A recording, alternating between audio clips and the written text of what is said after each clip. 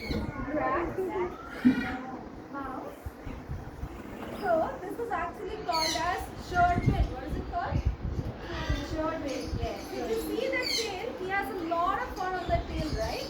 Rats and mouse do not have fur on the tail. Okay? And these animals are very curious animals. You know what they do when they're curious? Have you seen a camel how they stand? Yeah? So whenever they're curious, they also stand like a camel. Okay? And they can live up to around 4 to 5 years and they're only versing. That means they go. Like small insects also, worms and seeds, everything. So now all of you put your hands together and keep it flat like a plate, okay? All of you, yeah. Do not cup your hands, please.